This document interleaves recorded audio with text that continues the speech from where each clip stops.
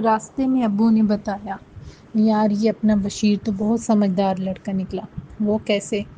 یار مجھے معلوم ہی نہیں تھا کہ کمپنی والوں سے کس طرح ڈیل کی جا سکتی ہے۔ بشیر نے کہا کہ ابو جی آپ دیکھیے گا میں کیا کرتا ہوں۔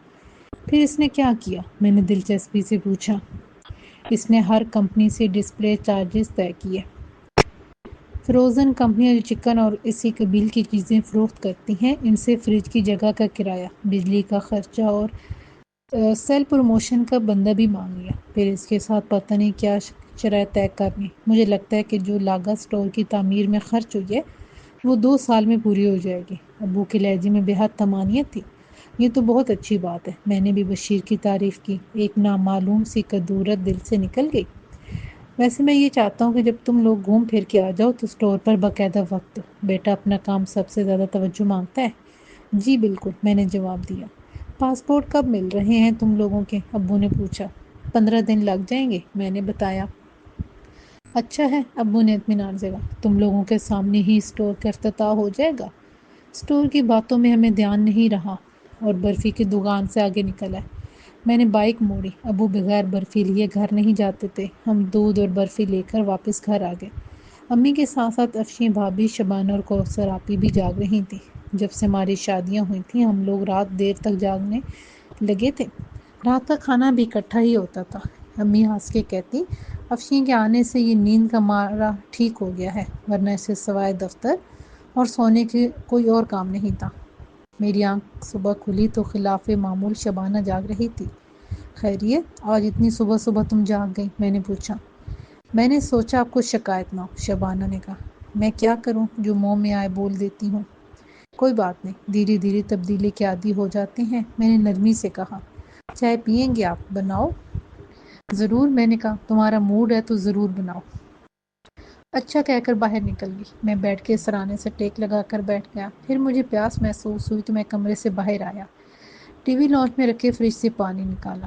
اسی وقت مجھے ایسا لگا کہ جیسے بیرونی دروازے پر آہٹ ہوئی ہے۔ میں نے بیرونی دروازہ کھول کے باہر جھانکا۔ اخبار دروازے کے پاس ہی پڑا ہوا تھا۔ اخبار اٹھاتے ہوئے میری نظر باہر گئی۔ شبانہ کے گھر میں بشیر داخل ہو رہا تھا۔ میں حیرت سے سن ہو گیا۔ اتنی صبح شبانہ کے گھر میں بشیر کا کیا کام؟ میں نے پلٹ کر باورچی خانے کی طرف دیکھا۔ وہاں سے شبانہ کے گنگنانے کی آواز آ رہی تھی۔ وہ چائے بناتے ہوئے گنگنا رہی تھی، تم مجھے یوں بھلا نہ پاؤ گے۔ میں اخبار لے کے ٹی وی لانچ میں آیا، اخبار ڈائننگ ٹیبل پر رکھا اور اپنے کمرے میں آ گیا۔ یہ کیا ہو رہا ہے؟ بشیر ابو کو لینے تقریباً 7:30 بجے یا 7:45 بجے تک آتا تھا۔ ابھی صبح کے 6:45 بج رہے تھے۔ بشیر کا کیا کام تھا اتنی صبح شبانہ کے گھر؟ بے شمار سوالات میرے ذہن میں کلبنانے لگے۔ شبانہ سے جڑا ہر معاملہ ہی عجیب تھا، لیکن میری ذہن کی سوئی بار بار بشیر پر آ کے اٹک جاتی تھی۔ کیا سوچ رہے ہیں جناب؟ چائے حاضر ہے، شبانہ نے میرا ہاتھ پکڑ کے ہلایا۔ شبانہ نے چائے کی ٹرے سائڈ ٹیبل پر رکھی، ساتھ میں بسکٹ بھی تھے۔ اس نے مسکراتے ہوئے کہا، میرا دل چاہ رہا تھا کہ ٹھنڈے کمرے میں ہم دونوں بیٹھے چائے پی رہے ہوں اور موسیقی چل رہی ہو۔ موسیقی؟ میں نے اسے غور سے دیکھا۔ تمہاری آواز بھی تو بہت پیاری ہے، آپ نے کیسے سنا؟ وہ حیرت سے بولی۔ تم نے مہندی میں گانا گایا تھا۔ میرے ہاتھوں میں 9 چوڑیاں ہیں، میں نے اسے یاد دلایا۔ میں نے 2 مرتبہ اسکول کے مقابلے میں حصہ لیا تھا، دونوں مرتبہ ہی پہلا انعام ملا۔ ہمارے ایک رشتہ دار تھے، وہ کہتے تھے کہ چلو شبانہ تمہیں کسی چینل پر انٹروڈیوس کروا دو، مگر ہماری ڈرپوک اماں اور دقیانوسی ابا۔ وہ گہری سانس لے کر ہنسنے لگی۔ میں نے کہا چلو کوئی بات نہیں، مجھے تم گانا سناؤ۔ اچھا، وہ چائے کا گھونٹ بھر کے بولی، کون سا سنیں گے؟ تم مجھے یوں نہ بلا پاؤ گے، میں نے جواب دیا۔ کیا؟ چائے کا کپ جیسے اس کے ہاتھ میں لرز گیا۔ کیوں؟ تمہیں یاد نہیں؟ تم نے سنا نہیں؟ میں نے لاپرواہی سے پوچھا اور کن اکھیوں سے اس کے چہرے کا جائزہ لیا۔ ابھی سناتی ہوں، اس نے کافی توقف کے بعد کہا اور کھنکار کے گلا صاف کیا اور گنگنانے لگی، تم مجھے یوں بلا نہ پاؤ گے۔ میں سننے لگا۔ بلا شبہ شبانہ کی آواز میں بے پناہ لوچ اور رچاؤ تھا۔ مجھے موسیقی کی کوئی سمجھ بوجھ نہیں تھی، لیکن اتنا میں کہہ سکتا تھا کہ اگر شبانہ کو باقاعدہ گلوکاری کی تربیت اور موقع دیا جاتا تو وہ بہت اچھی گلوکارہ بن جاتی۔ گانا ختم ہوا تو میں نے کھلے دل سے تعریف کی، تمہاری آواز بہت شاندار ہے۔ سچی؟ مجھے اس کے بچگانہ انداز پہ ہنسی آ گئی۔ باتوں میں پتہ ہی نہیں چلا کہ کتنا وقت گزر گیا۔ جب دروازے پر دستک ہوئی تم دونوں ہی چونک گئے۔ جی آ جائیے، میں نے فوراً ہی کہا۔ شبانہ نے اٹھ کر دروازے کا پٹ وا کیا۔ امی سامنے کھڑی تھی۔ آئیے امی جان۔ میں اپنے بیڈ سے اٹھ کھڑا ہوا۔ تم لوگوں کی باتوں کی آوازیں آ رہی تھیں۔ میں نے سوچا جاگ گئے ہو تو میں بھی باتوں میں شریک ہو جاؤں۔ وہ اندر آتے ہوئے بولی، کیوں نہیں؟ میں نے کہا، امی شبانہ کی آواز بڑی اچھی ہے۔ یہ تو بہت اچھی بات ہے۔ شبانہ بولی، آپ کے لیے چائے لاؤں؟ ضرور، اپنی بیٹی کے ہاتھ کی چائے ضرور پیوں گی۔ امی نے ٹرے میں رکھے خالی کپوں پر نظر ڈالتی ہوئی کہا۔ شبانہ فوراً ہی باہر نکل گئی اور تھوڑی ہی دیر میں چائے بنا کے لے آئی، ساتھ میں بسکٹ بھی تھے۔ امی نے چائے کا گھونٹ لیا۔ ان کے چہرے کے تاثرات کچھ عجیب سے ہو گئے، مگر وہ بولی کچھ نہیں۔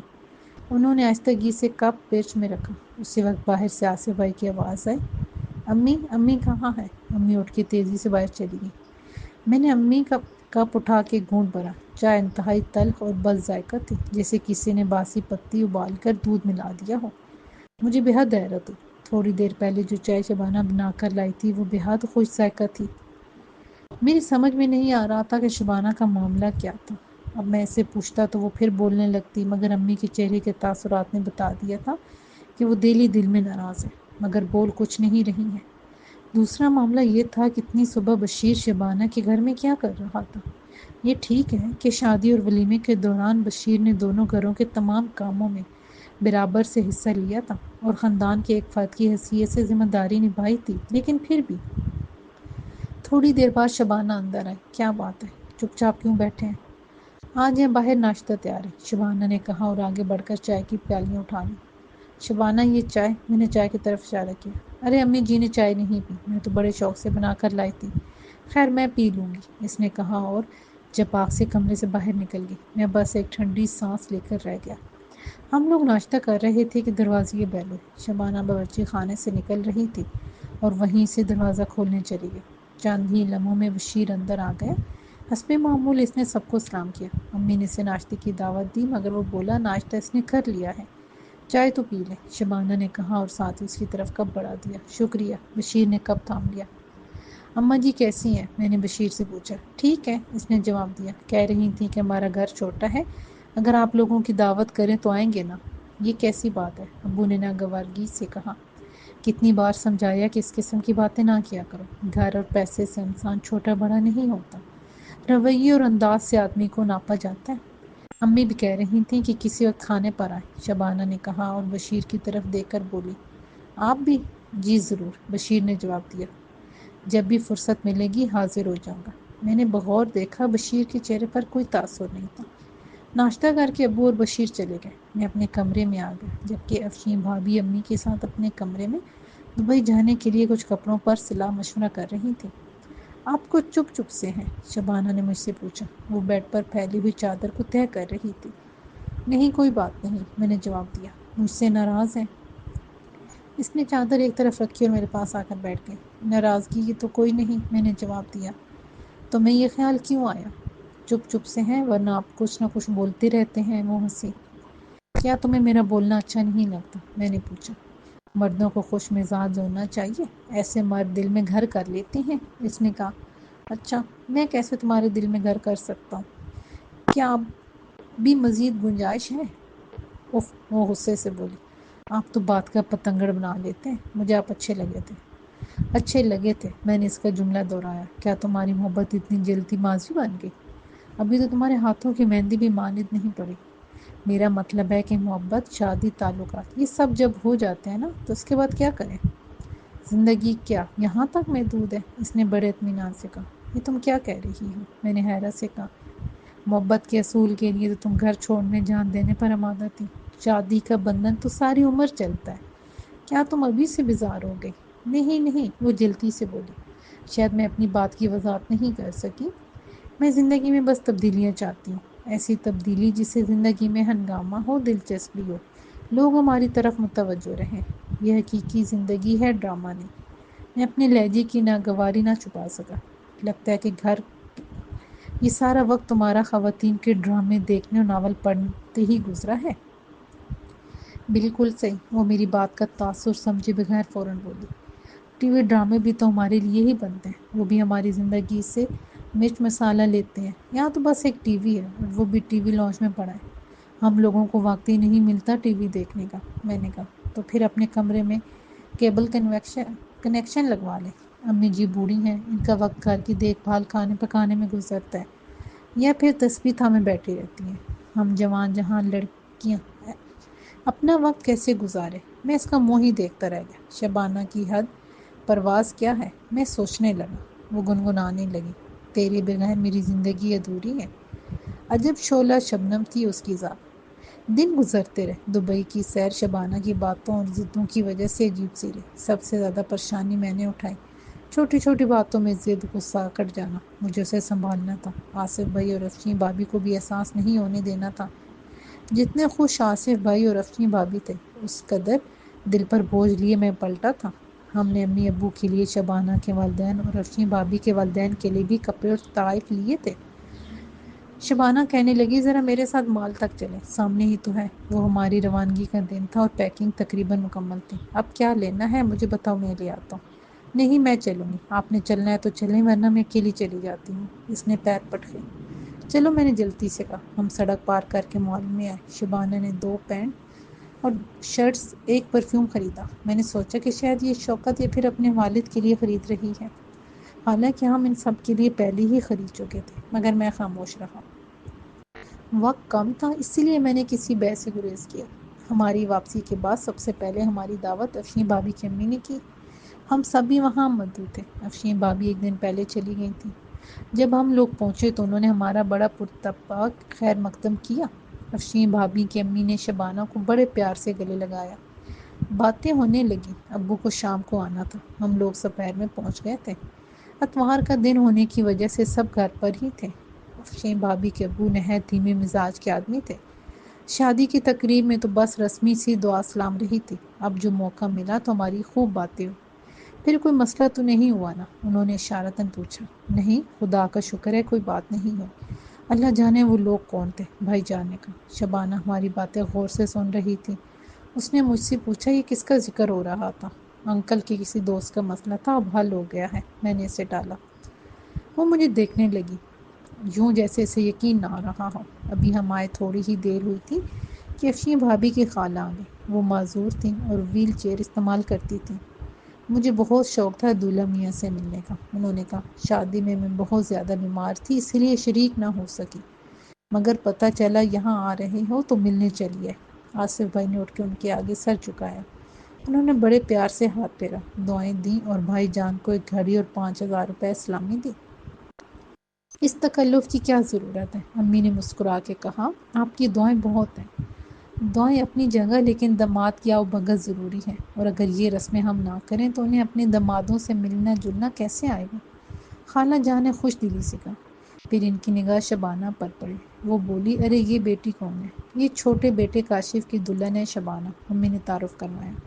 ماشاءاللہ، جگ جگ جیو۔ انہوں نے دعائیں دی۔ شبانہ نے اشارے سے سلام کیا۔ میں نے جھک کر ان کے سامنے سر جھکایا۔ انہوں نے سر پر ہاتھ پھیرا اور شبانہ کی طرف دیکھ کر بولی، ارے دلہن ذرا ہمارے پاس آ۔ شبانہ اٹھ کے ان کے پاس گئی۔ انہوں نے اسے سلامی دی اور بولی، تمہارا تحفہ ہم پر قرض رہا، ہم تمہارے گھر آئیں گے دینے۔ شبانہ خاموش رہی۔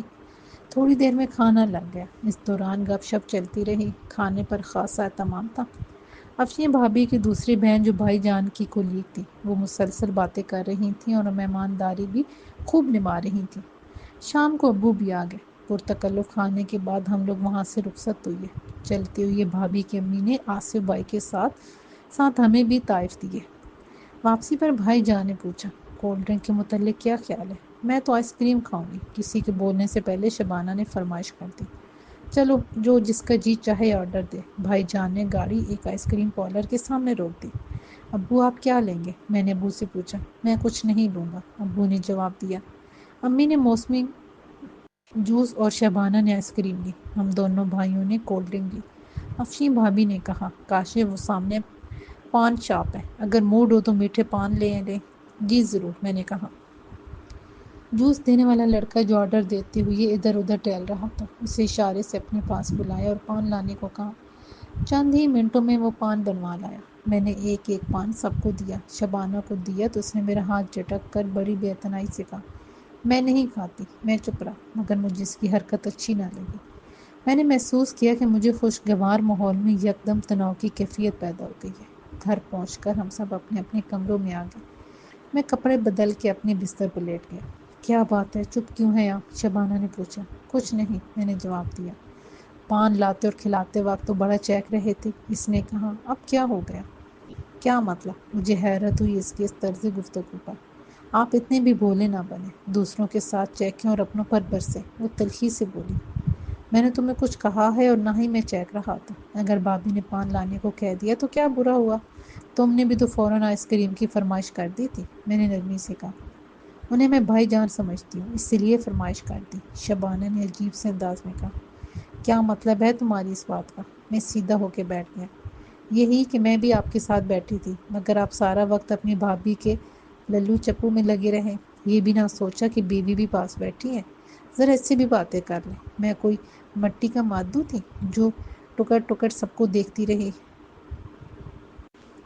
شبانہ کے انداز میں اس قدر عامیانہ پن ہوگا، اس کی سوچ اس درجہ پست ہوگی، میرے وہم و گمان میں بھی نہ تھا۔ میں نے کہا، تم کس قسم کی باتیں کر رہی ہو؟ وہ بھاوج ہے میری بھابھی جان، وہ منہ بنا کر بولی۔ مجھے بےحد غصہ آیا، جی چاہ کے کوئی سخت بات کہہ دوں، مگر پھر چپ ہو گیا اور کروٹ بدل کے لیٹ گیا۔ چند منٹوں کے بعد اس نے میرے کندھے پر ہاتھ رکھا۔ ناراض ہو گئے کیا؟ میں نے اس کا ہاتھ کندھے سے ہٹا دیا۔ بس میں یہ کہتی ہوں کہ کوئی آپ سے باتیں نہ کرے، مجھے جلن ہوتی ہے، اس نے کہا۔ بس میں ایسی ہی ہوں۔ میں خاموش ہی رہا۔ وہ تھوڑی دیر مجھے دیکھتی رہی، پھر کروٹ بدل کر اپنا منہ دوسری طرف کر لیا۔ میں سوچ رہا تھا کہ کہیں کچھ غلط ہو گیا ہے۔ زندگی کے معاملات اپنی ڈگر پر چل رہے تھے۔ افشین بھابھی امید سے تھی، جبکہ شبانہ نے صاف انکار کر دیا تھا کہ وہ بھی اس الجھن میں نہیں پڑنا چاہتی۔ دیکھو، اولاد کی نعمت قسمت والوں کو ملتی ہے۔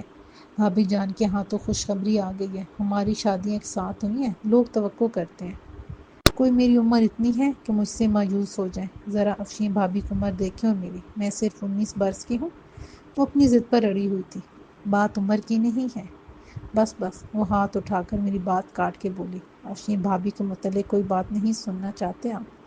کیا وہ بہت پسند ہے آپ کو؟ ہر بات میں میرا ان سے مقابلہ کرتے ہیں۔ اس کے انداز میں بے حد زہر بھرا ہوا تھا۔ تم ہر بات پر اس قدر غصہ کیوں کرتی ہو؟ میں نے پوچھا۔ میری خواہش ہے کہ میرے گھر بچہ ہو، تو پھر گود لے لیجئے گا آصف بھائی کا بچہ، اس نے کہا۔ میں شادی کر کے پھنس گئی ہوں، یہ نہ کرو وہ نہ کرو، ایسے رہو ویسے رہو۔ وہ جو کہتے ہیں کہ ہونی کو کون ٹال سکتا ہے۔ لاکھ احتیاط کے باوجود شبانہ امید سے ہو گئی۔ امی بہت خوش تھی، ان کی دونوں بہوئیں امید سے تھیں، ایک نئی زندگی کا آغاز ہو رہا تھا۔ انہی دنوں ابو نے فیصلہ کیا کہ بطور اسٹور انچارج میری تنخواہ 30,000 روپے مقرر کر دی۔ جس دن مجھے پہلی تنخواہ ملی، میں نے امی کے ہاتھ پر لا کے رکھی۔ امی نے رقم تھوڑی دیر اپنے پاس رکھی، پھر مجھے واپس کرتی ہوئی بولی، اب تم اس میں سے ہر ماہ شبانہ کو پاکٹ منی دیا کرو۔ عورتوں کے 10 کام 10 خرچے ہوتے ہیں جب وہ خود ہی کرنا چاہتی ہیں، ہر بات مردوں سے منہ پھوڑ کے تو نہیں کی جا سکتی۔ کتنی پاکٹ منی دوں؟ میں نے پوچھا۔ امی نے ہنس کے کہا، یہ تمہارا معاملہ ہے، اب گھرداری سیکھو، میں ساری عمر تو نہیں بیٹھی رہوں گی، آخر عقل کب آئے گی تمہیں؟ اللہ نہ کرے آپ کو کچھ ہو، میں نے جذباتی ہو کر کہا۔ امی ہنسنے لگی۔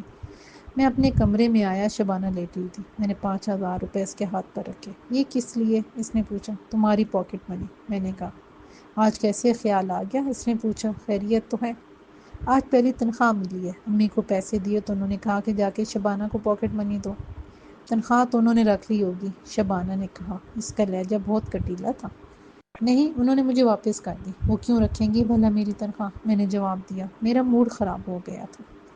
ہر کام تو ان کی مرضی سے ہی ہوتا ہے، شبانہ نے میری لہجے کی پرواہ کیے بغیر کہا۔ اس گھر میں کبھی کسی اور کی مرضی چلتی ہے بھلا؟ تمہارے گھر میں کس کی مرضی چلتی ہے، تمہاری یا تمہاری اماں کی؟ ہر گھر کا ایک سیٹ اپ ہوتا ہے، اور گھر کے ہر فرد کو اس کا احترام کرنا چاہیے، اور ہر وقت جلی کٹی باتیں مت سنایا کرو، کبھی اپنا لہجہ خوشگوار بھی رکھا کرو۔ مجھ غصہ آ گیا۔ شبانہ کچھ نہ بولی، اس نے اپنا رخ دوسری طرف کر لیا۔ یار ایک چھوٹا سا مسئلہ ہے، بھائی جان نے کہا، کیا تم میری مدد کر سکتے ہو؟ خیریت بتائیے، میں نے پوچھا۔ میں نے کینیڈا کی امیگریشن کے لیے اپلائی کیا تھا، میرا خیال تھا کہ 2 سال تو لگ جائیں گے، مگر انہوں نے پروسیس بہت جلدی کر دیا، اب میرا ویزا آ گیا ہے۔ یہ تو بہت خوشی کی بات ہے، میں نے گرم جوشی سے کہا۔ پوری بات تو سنو، بھائی جان نے مجھے ٹوکا۔ بتائیے۔ میں سنجیدہ ہو کر ان کی طرف متوجہ ہو گیا۔ مائگریشن ہم دونوں کی ہے، یعنی تمہاری بھابھی کی بھی۔ میں چاہتا ہوں کہ بچے کی ڈلیوری کینیڈا میں ہی ہو، تو اس کی شہریت کا مسئلہ آسان ہو جائے گا۔ اچھا، میں نے سارے لایا۔ لیکن کیا امی اس حالت میں اجازت دیں گی؟ 4-5 سال کی تو بات ہے۔ سٹیزن شپ کی مدت پوری ہوتے ہی واپس آ جائیں گے، شہریت مستقل ہو جائے گی اور پھر میں سب کو اسپانسر بھی کر سکتا ہوں، بھائی جان نے کہا۔ برا نہ مانیے گا، یہ طویل مدت منصوبہ ہے۔ میں نے کہا، آپ نے تو سب کچھ پلان کر رکھا ہے، تو پھر پریشانی کیسے؟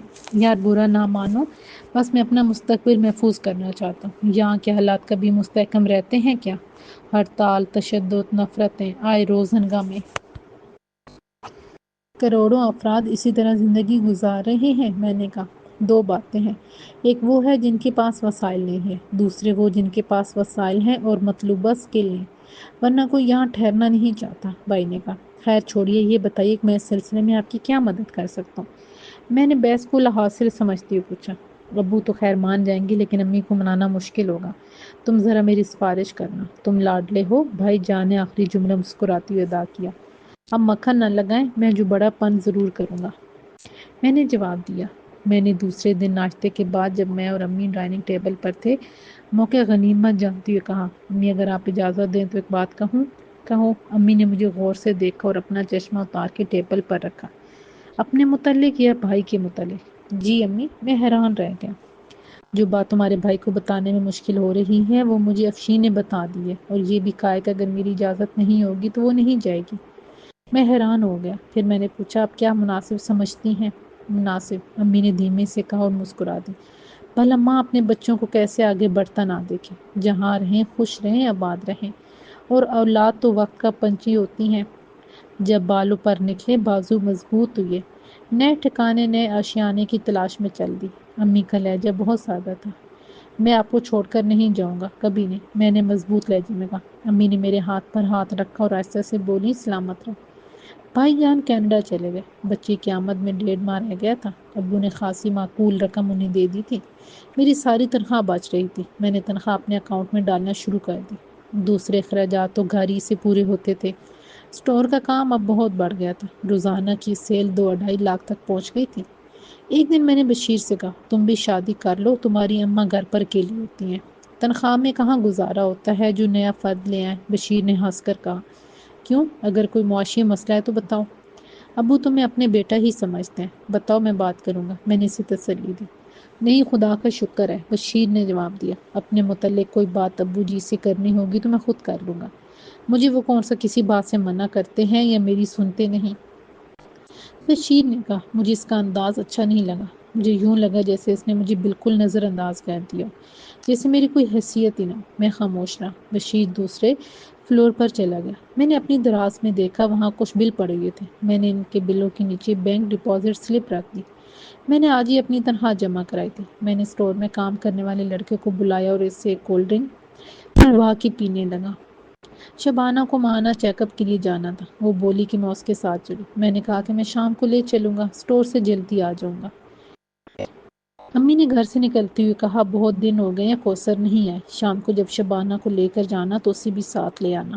جی بہتر، میں کہہ کر باہر نکل گیا۔ میں نے ابھی گاڑی سٹارٹ کی ہی تھی کہ شوکت نے شیشہ کھٹکھٹایا۔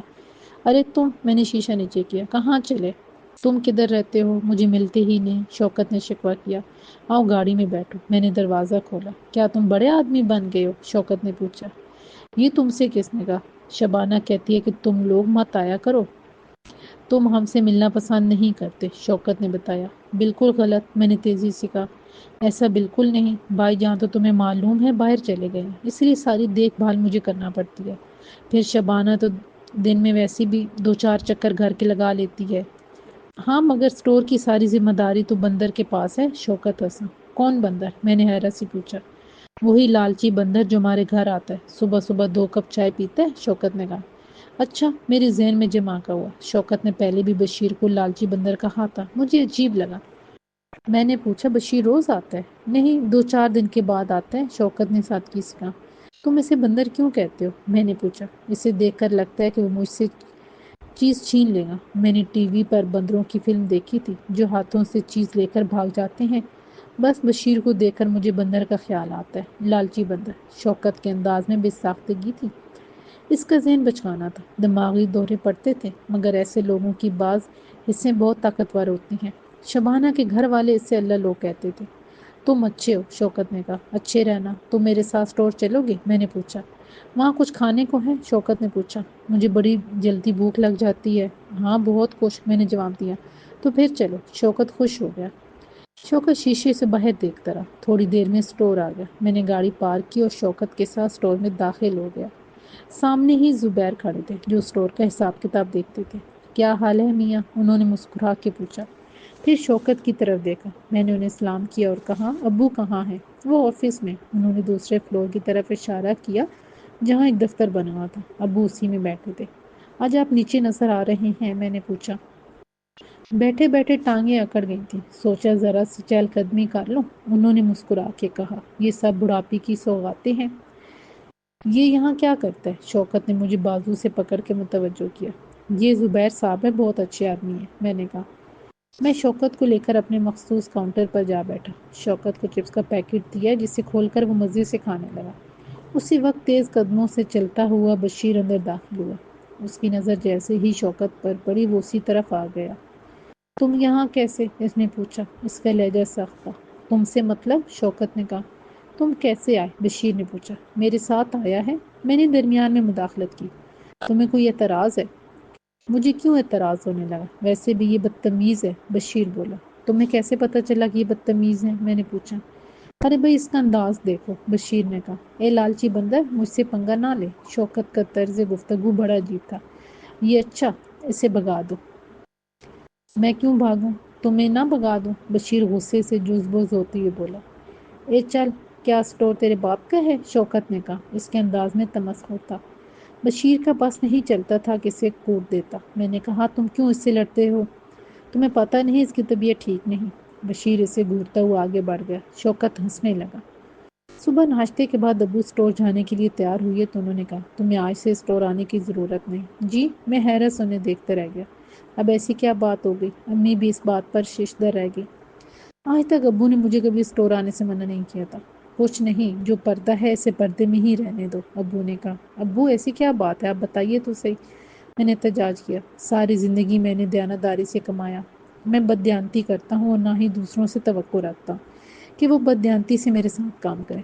ابو نے ایک فائل ڈائننگ ٹیبل پر پلٹ کر تلخ لہجے میں کہا، تم بھی دیکھ لو اپنے کرتوت اور آپ بھی ملاقات کیجیے اپنے لاڈلے کے کارنامے۔